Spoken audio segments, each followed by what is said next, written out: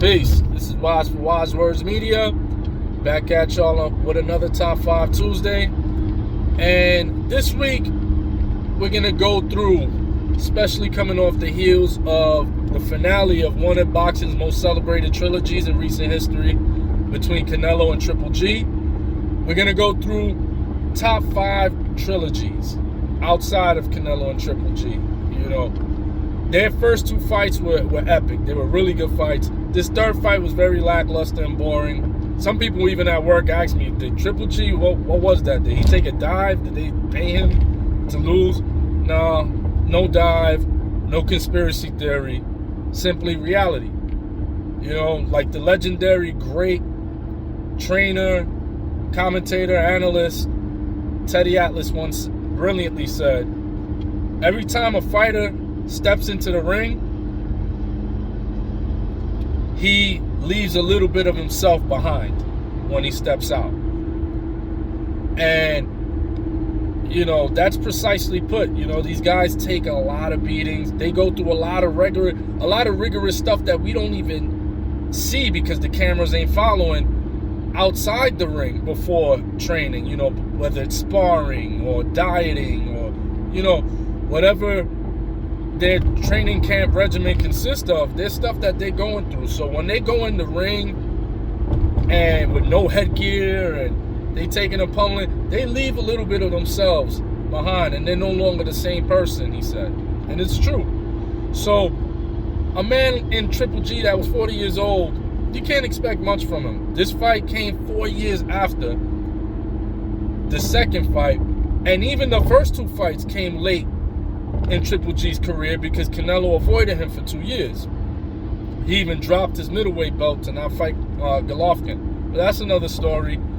The trilogy's over. But here's 5 other trilogies that you may want to take a look at.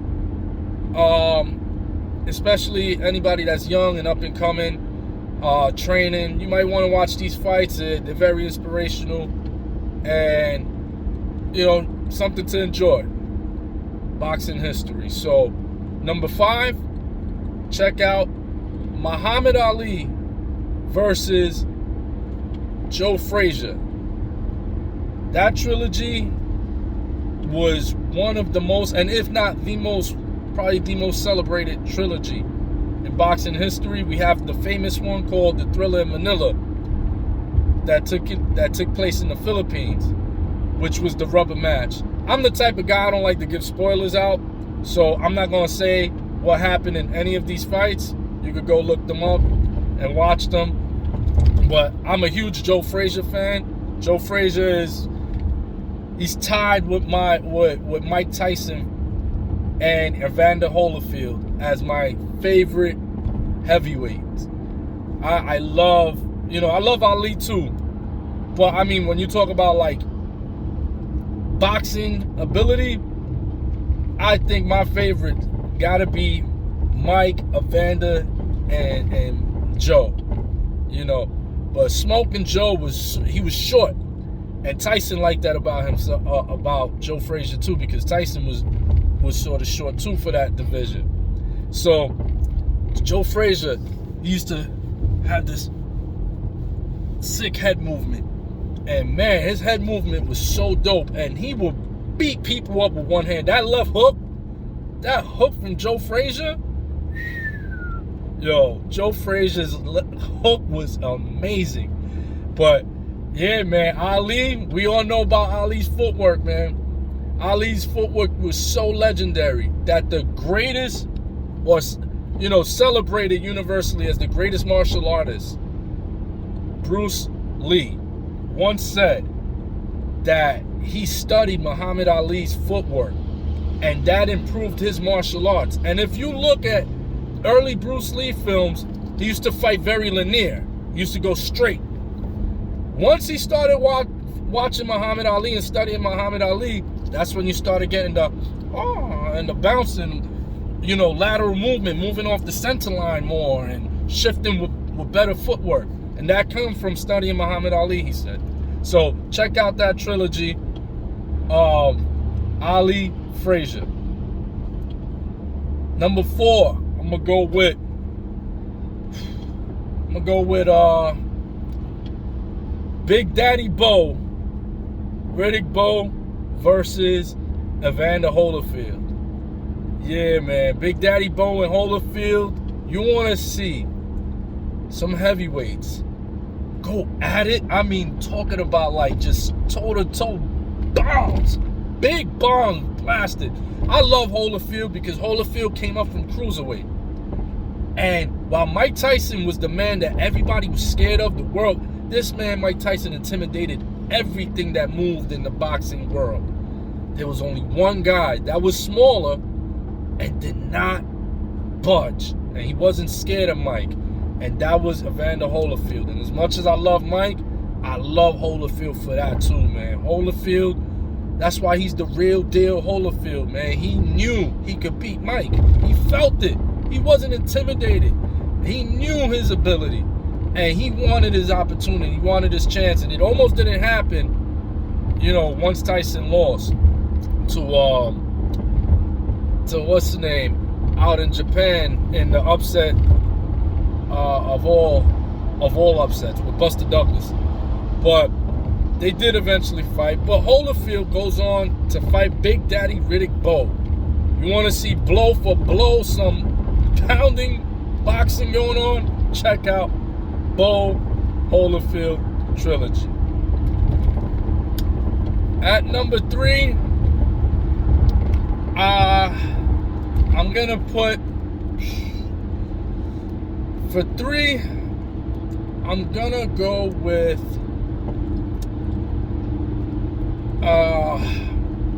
just because there's a lot of technicality there, and there's something genius that happened. And even though it's not technically a trilogy because they have 4 fights, but those Marquez and Pacquiao fights are amazing. And there's something that has to be, there's someone that deserves tremendous credit for that success of that trilogy and fights to go on that far. Nobody talks about this genius, and that's the referee, Joe Cortez. Cortez sees that Marquez gets knocked down in the first fight 3 times. Most referees will say that's it, fight's over. He's too much for him. You know, he knocked him down 3 times already. 3 knockout rule is even implemented in some fights. But in this fight it wasn't. And Joe Cortez had the presence of mind. And he said, no, I still see something in him. He can still go. So Cortez let him get up, continue, and you got to watch the rest. But shout out to Puerto Rican Hall of Fame referee Joe Cortez for having the foresight and seeing that this can continue going and become something later on, because he didn't think Marquez was done yet. And boy, did that end up leading to some really good boxing later on. So you got those battles between Marquez and Pacquiao. Next, I'm going to go with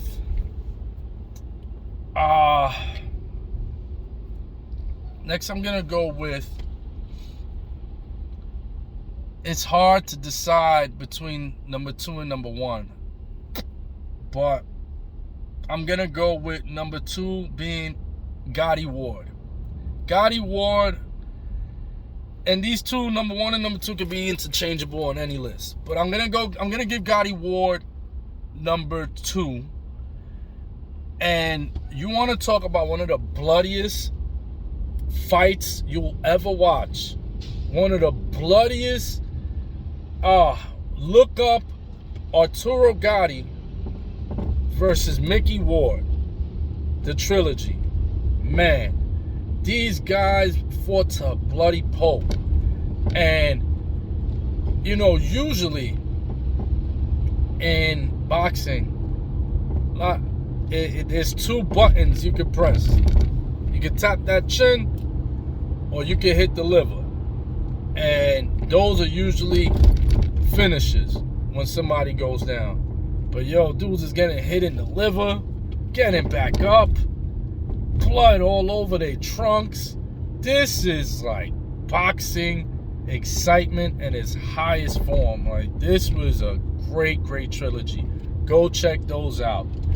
And number one on the list, I'm gonna go with the number one most see trilogy. Gotta be, oh, and how ironic, because Canelo says he doesn't want to fight Zurdo Ramirez because Zurdo's Mexican and he's Mexican and he represents Mexico. Even Zurdo recently says that that's ridiculous. He doesn't see what Canelo's talking about. But anyway, the trilogy between Marco Antonio Barrera and Eric Terrible Morales. Barrera versus Morales is one of the greatest trilogies of boxing you will ever see. Fight of the decade winner. Like, this is just epic, toe-to-toe, Mexican style. Like, they are going at it for three. Sometimes, like in this fight, and like in the Roberto Duran, Sugar Ray Leonard, like, as the trilogies as the fights continue to wear on, some of those fights end up becoming lackluster. Like the third one already, it starts to die out a little something. This one, every bit as epic. That third one as the second, as the first. When these guys got together, it was a war, man. And it was so dope, and they respected each other so much for it that they even have a podcast together. So check out their podcast, Morales and Barrera. They talk about like their wars. Like, it's so dope. That, like, it forged the brotherhood. And the same thing happened between Gotti and Ward. Arturo Gotti, with his untimely demise when he was murdered down in Brazil, he was selected for the Boxing Hall of Fame, and the person who inducted Arturo Gotti into the Hall of Fame was Mickey Ward. So that's the type of brotherhood that these wars forged. And it's a beautiful thing in boxing, man. It's a beautiful ending to some of these wars, that it forged lifelong brotherhoods.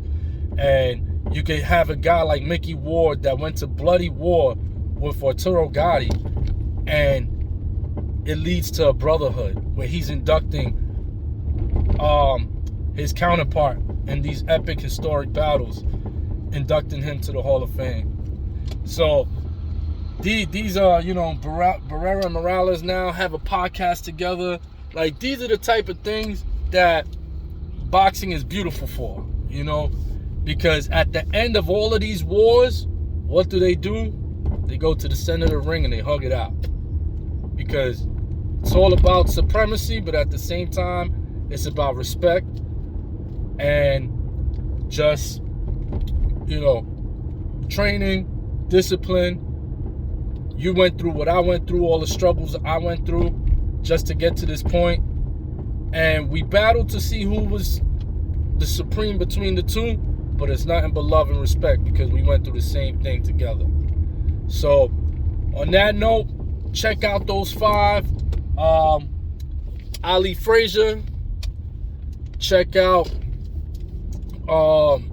Pacquiao versus Marquez. Check out Big Daddy Bo, Riddick Bowe versus Evander Holyfield. Check out Gotti Ward, and check out Morales Barrera. Those are my 5. Hey, if you got any, leave them in the comment section. There's some that that I didn't even mention that I'm sure will be good. I didn't mention, even though I think the greatest fight I ever saw was Castillo versus Corrales. That's my favorite fight ever. And their trilogy was lackluster, So that's why I didn't mention it as a top. But make sure you watch that Corrales Castillo. It's the greatest fight ever. And you can watch the trilogies, but the trilogy started to die down, and you'll see why. And another sleeper one that was pretty good, that was actually really good, the first one and first two fights, was Bam Bam Rios versus Mike Mile High Alvarado. Rios versus Alvarado was a sleeper, really good first fight. And those, again, because of certain reasons, died out towards the end. But catch those and, enjoy. I'm Wise for Wise Words Media, looking for parking. Peace.